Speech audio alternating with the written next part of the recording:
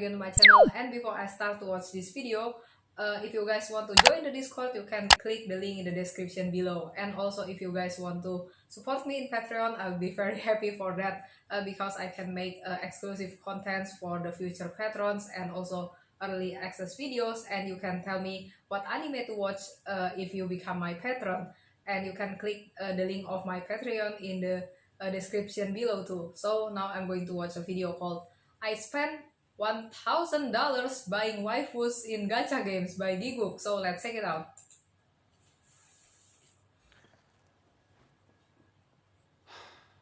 Hi, I'm Gigguk, and I just spent $400 for a fucking JPEG.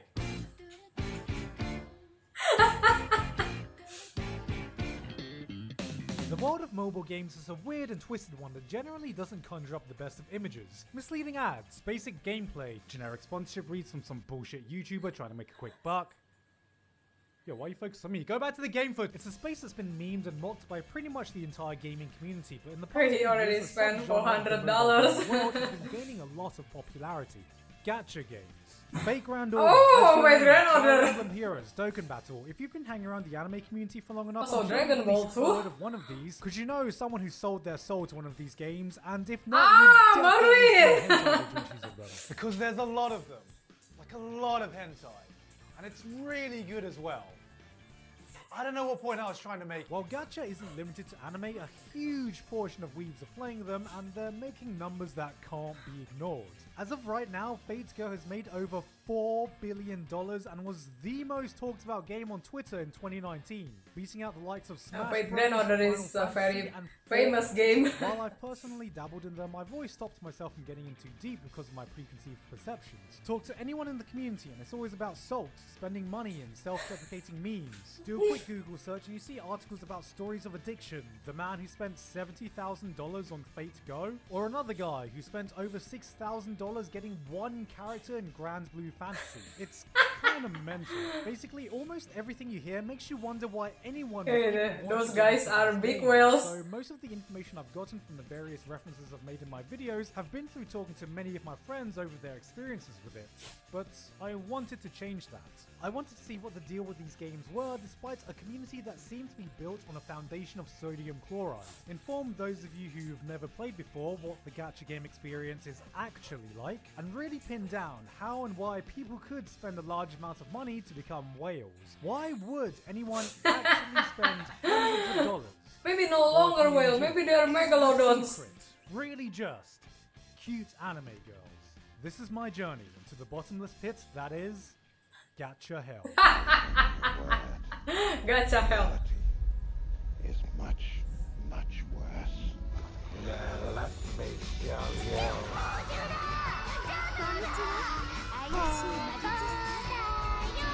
I am never gonna financially recover from this. Now you may be thinking, wow, Gigguk, that was a really long intro, but are you sure you didn't just make this video as an excuse to fund your addiction for cute anime girls? And a saber. Oh. No. This was for Maybe science. means Dakimakura. Science. I really wanted to immerse myself in the world of gacha, but to understand the whale, I needed to become the whale. Breathe its air, swim in its ocean, consume the same diet of high-rarity SSR anime titties. So I set to myself a budget of $1,000, which by everyday standards seems way too much money to be spending on anime PNGs. It wasn't. And in the wide world of gacha, it's not really that much at all. We'll get back to that later. But first, a quick word from today's sponsor who funded me on this stupid endeavor. No one! I did this. I did this to me. But for real though, even though I could have been sponsored by So no the games I'm sponsor about to for talk this about, video. I decided against it because I didn't want any sponsorships to be able to influence what I can say in this video, and more importantly, I didn't want you to think that anything I did say in this video has been affected. In other words, I am not making my money back in this video. I just thought it would be funny for you to see me blow $1,000 bucks. So with that said, here were the ground rules. I wouldn't play any game I've been sponsored by before for the same reasons, and I wouldn't spend money for the sake of spending money. I didn't want to just blindly throw cash away for no reason, but if there was something I really wanted, I would truly try to get it, not limit my Not a salmon in Fate Grand Order. Basically, if I was going to whale, I needed a reason to whale. So with that in mind, I set up a fresh PayPal account, put $1,000 in it, and I would just play. until the money ran out. This really did sound like a good idea in my head when I started this video. Before we go any further though, for those of you not in the know, I should probably explain what a gacha game even is. The term gacha game refers to the digital implementation of the gacha. Okay, that's the real gacha, the gachapon. They're kind of like toy vending machines that you can find essentially all over. Actually, the I like the that basic machine, principle is that and you have a standard pool of I prizes get which you can insert money some into to get one. merchandise With from no that machine guarantee too. of which one it would be. If it's not the one you were aiming And for, it then sucks tough when luck, we put have more money in the the entire same game. characters It was from only the a matter of time gachapon. before someone had the bright idea to implement this on a wider scale digitally, and that's exactly what's happened. Dragon Collection is often credited as being the first gacha game. It was a card battle game where you'd amass prize by playing the game and completing quests and opening chests, but that's not really important because what's really important is that it made Konami a shit ton of fucking money. Nowadays, modern gacha games implement a wide range of different systems, but the core mechanics remain the same, using some form of digital currency, whether it be earned through playing the game or with real money or both, to pull from a finite pool of prizes. Oh, so many waifus and husbandos in Fate Grand Order. As rolling or pulling or summoning. So basically, when you hear about gacha games and you hear about a bunch of grown-ass men sinking their life savings to obtain a super rare PNG of their favorite anime girl, this isn't true at all. They sink their money into the chance of obtaining a super rare PNG of their favorite anime girl, which is far more logical. And that was the world I was about to enter. The first step was choosing a gacha game to play, which was definitely an easy choice. To say that there are a lot of gacha games is like saying that there are a lot of stars in the sky, or Fate has a reasonable number of anime adaptations. There's pretty much a game for every niche and popular franchise, from turn-based strategy to rhythm games, card games, classic JRPGs, so I wasn't exactly lacking in choice. I wanted to experience the spectrum, so initially I made a list of about 7 games that I wanted to try out from various different genres and franchises, so I downloaded them all and said, alright, let's get started. He download all of I was a them. fucking idiot. In my mind, I thought this was going to be easy. Download some anime games, blow a bunch of cash trying to obtain some big fat anime titties, document my results, wham bam, get them easy YouTube views. But then I quickly realized that by far the biggest investment I would have to give wasn't actually money. It was time. So me being the genius that I was, starting 7 games at once, at the beginning my days would look something like this. Alright, time to do my daily missions. Okay. Time to sleep. These aren't the types of games you can marathon for 40 hours and complete. They are designed to be played in small bursts for a very long time. Daily missions, huh? It takes forever. Or getting admitted to a psychiatric hospital. So I cut my losses and whittled it down to 3 games that stood out to me the most. Virtual currency to rival a Nigerian prince. Free gold, free gems, free material. Oh. What I could buy, whether the game was trying to butter me up with resources, or if I had just found myself in a Mr. Beast video. This is what I call the welfare stage of a gacha game. At this point, it doesn't really matter what you do. You can pretty much play the game for as much as you want with no worry and just enjoy the game for the game. If you think this generosity For a few lasts minutes. forever, however, well, eventually you're gonna hit the wall.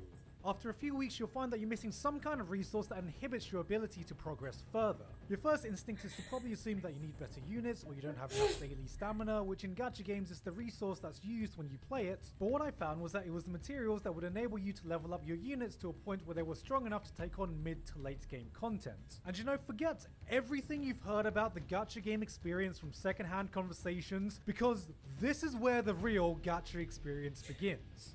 Okay, welcome to the hell. Farming. When people mention gacha games, they always talk about spending money and rolling for their waifus, but for some reason, nobody really talks about the actual activity you'll be spending most of your time doing. See, when you think of Farming traditional JRPGs, every day. the more you play the game, the more you grind, the more EXP you gain to level up your characters. But in gacha games, you have to use some kind of resource to do this. And then to level up your characters beyond certain points, you notice that you need special materials that haven't just been gifted to you in the welfare period. So you start doing No research smarts! on how to get them, and then you notice that if you replay certain stages, there's a percentage that these materials will be dropped, which we refer to as a drop rate. So you start replaying the same stage over and over to get the materials you need, and this can take time. And so you start thinking, It takes forever. I wonder if there's a way to optimize this. Now you could deteriorate your brain farming the same stage for days, or you could wait for special events where rare materials are given away at a much more generous rate that you can get by doing more farming.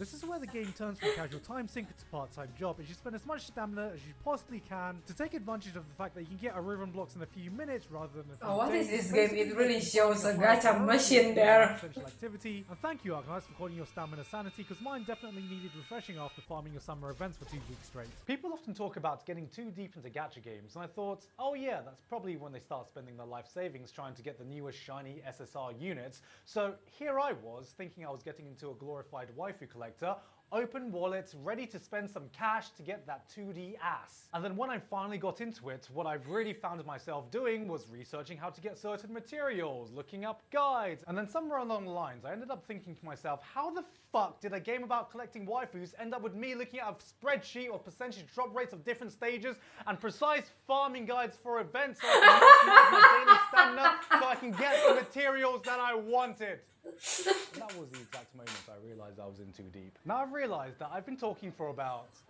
Jesus, 2,500 words already, and I haven't made gacha games sound like the most appealing prospect. And I think I'm starting to understand why the community is so self-deprecating, because I legitimately had a fun time playing them. One of the biggest problems mobile games have is that it's really hard to make them look exciting in gameplay, but that can be really hard to tell at first. And that's because beginning content is so easy, it can pretty much be played by a paraplegic toddler wearing a blindfold. At the beginning is so easy. You can still do a full 3-star clear without breaking a sweat, so it's really hard to gauge the depth of the gameplay without putting a considerable amount of time in yourself to get to later game content. Like, okay, let's take Arknights as an Fate? Yeah, I know Fate, where every female historical figure you've ever known is a hot girl, and every male historical figure you've ever known is a hot girl, and sometimes also a woman. What else is there to know? But then I played and I'd forgotten that I had originally thought the entire premise of Fate was super interesting. I actually got really invested in the world again, and while the story starts off pretty generic, the later chapters develop into something comparable to the original visual novels. So with all that said and done, you may have noticed that for a video titled I spent $1,000 on gacha games and you don't have to, I haven't talked much about spending money at all yet. And that's because at this point, I hardly had or felt the need to. I'd spent a fair amount of time playing these games already, and the only thing I had bought was the beginner pack from Arknights. I was legitimately concerned that I had gone about this video all wrong, and I wouldn't be able to spend close to the budget I set, even if I tried.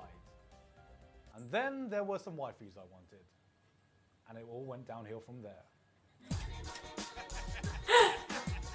Mobile games have been around for long enough that the general monetization model is pretty well known now, and I think because of that there's a fill your stamina, but nobody does this because it's far more efficient just to wait for special events when you are given a lot of rarer materials. Oh yeah, even gives us so many materials. Anything other than rolls.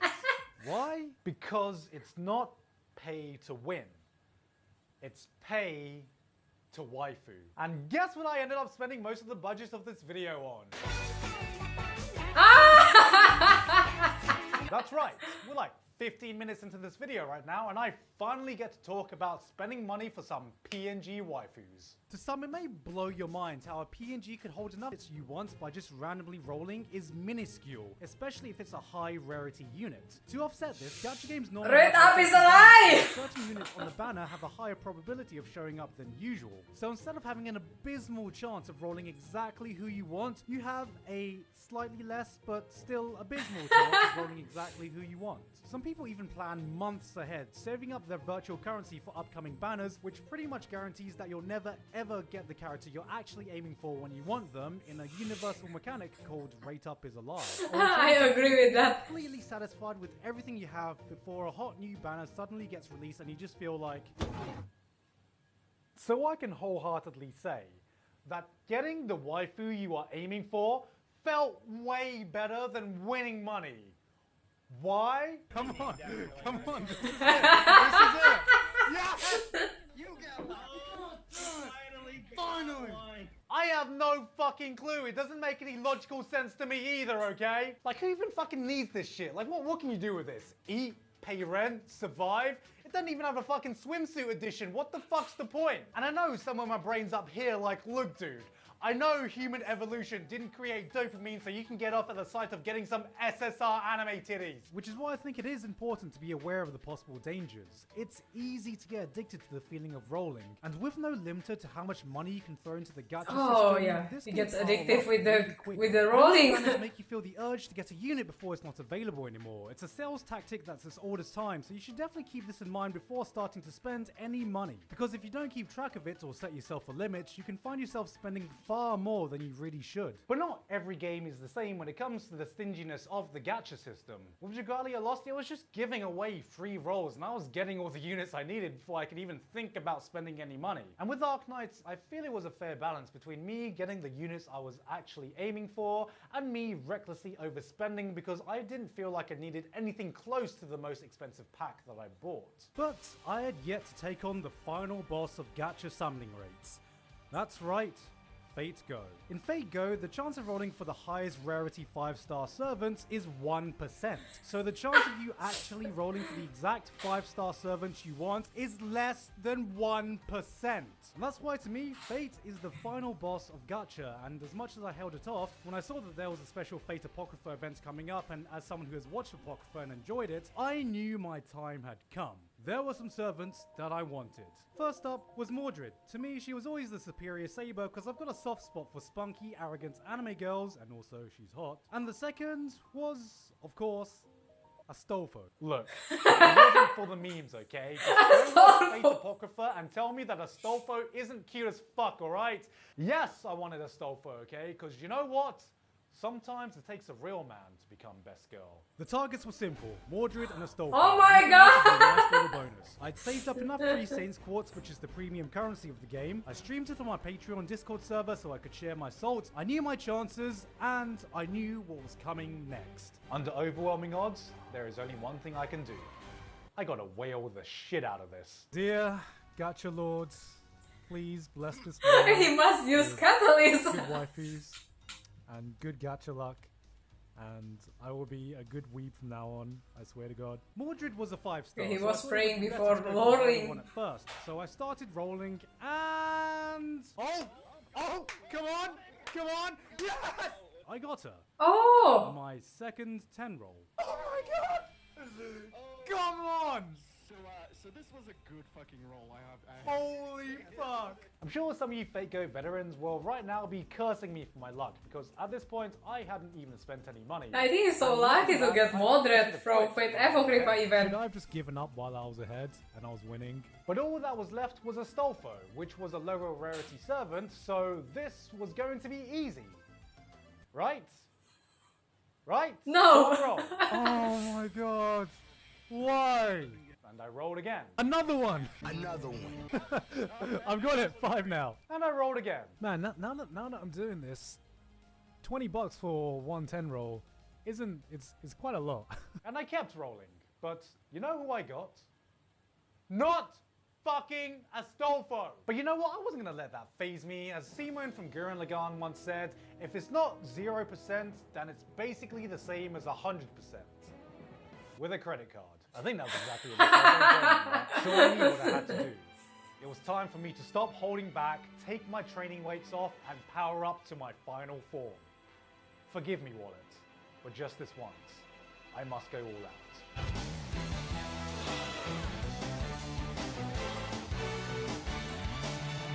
Okay, if I'm doing this, I'm going all the way. So you're telling me there's a chance? It's funny because I have viewed this on the other side where I'm just like, why are you getting so excited over a fucking PNG? I don't get it. Did I get Jack? Am I in gacha heaven or gacha hell? Oh, at least he got Jack the Ripper. Oh, it's Saber. Oh, Siegfried. Not bad. That's a lot of damage. Oh, come on. Siegfried again? What the? Anti-2 Siegfried. If it's Siegfried again, I'm gonna. Oh my. Anti-3 Siegfried. Oh my God. This isn't fun. We're done when I say we're done.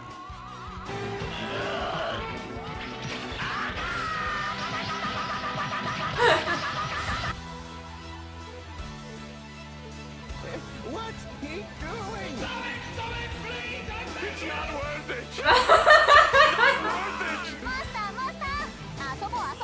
No Astolfo!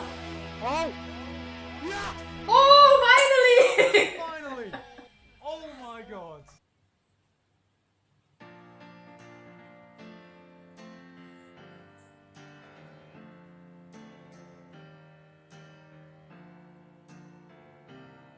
And look at how happy he was when he got Astolfo.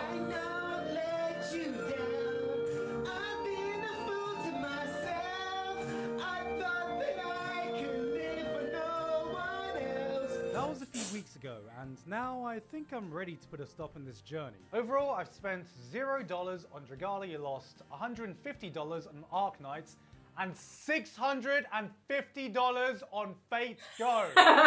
400 of which was getting a Stolfo. $400. Fucking $400. $400 for the truck! It's a tier 3 4-star. I spent $400 on a dick. In terms of value for money, I was pretty satisfied with what I got for Ark Knight. I spent way more recklessly than I normally would have, but I got pretty much everything I was aiming for and way more than I needed. And as for Fate, while I do have some pretty decent flattery! for it, I do feel like it definitely wasn't worth the money I put into it. So, what did I learn from this journey? Whoever said gacha games were like drugs was a fucking liar.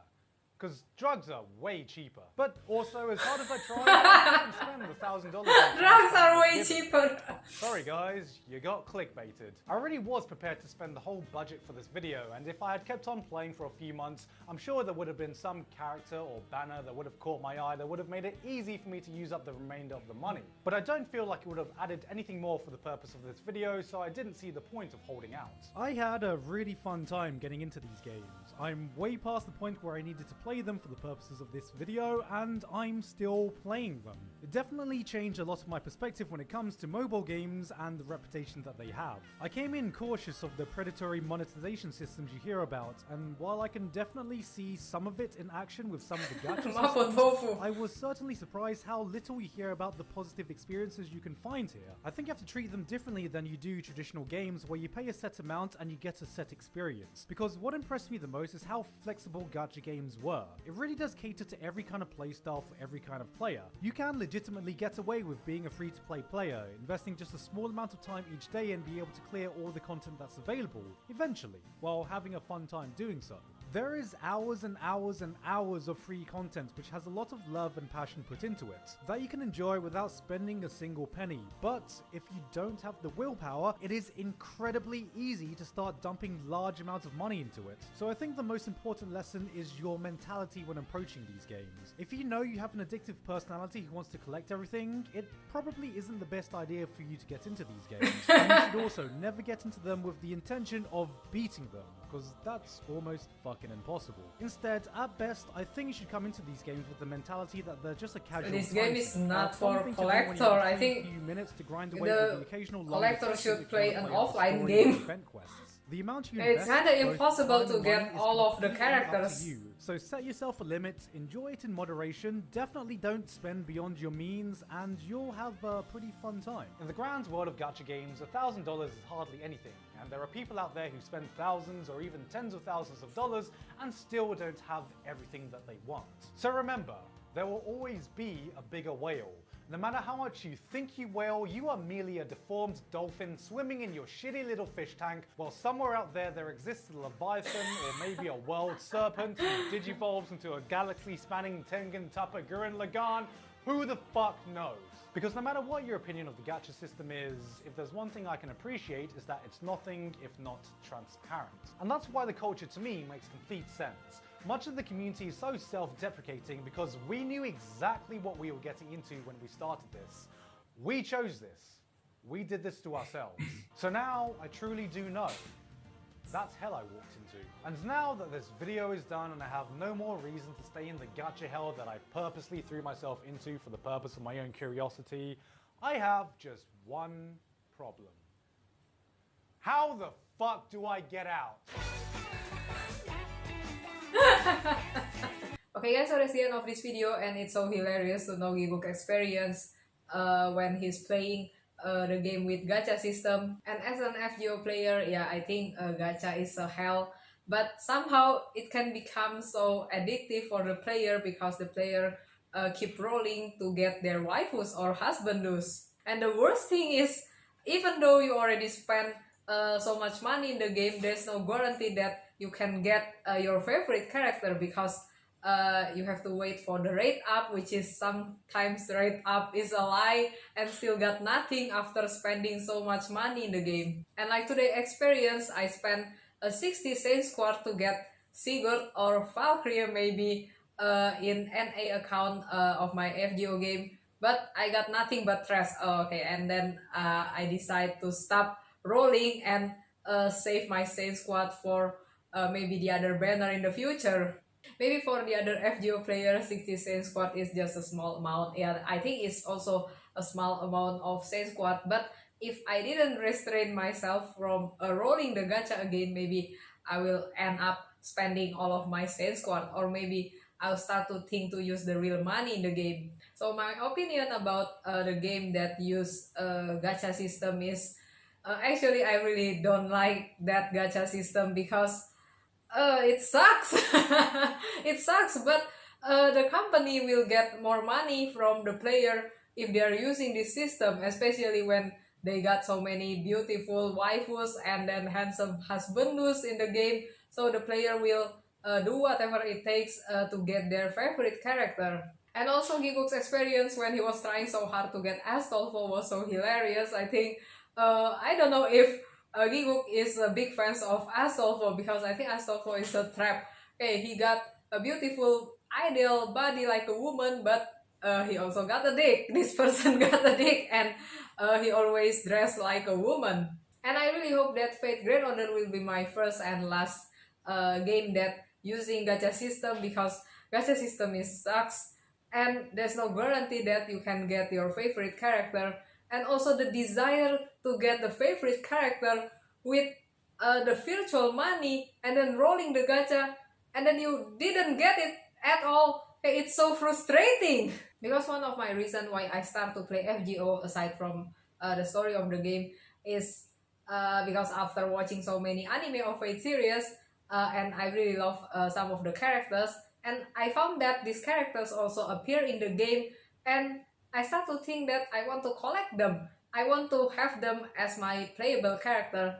But turns out it's not that easy. It's so difficult to get a good-looking servants, a powerful servants, and somehow it becomes frustrating if you already spend the same squad but you get nothing. So my advice is for the players of the game that using gacha system is to use your money wisely and maybe we can get addictive with the gameplay and play it every day, farming the items, the materials every day, but maybe we must use the money wisely too, so you don't spend all of your savings just for these single games with no guarantee that you can get this character, this favorite character or not, except if you are a big whale or a shark or maybe a megalodon that has endless amount of money. So thanks for everybody who suggests me to watch this video. It's so hilarious and somehow Gigguk really resembles our feelings as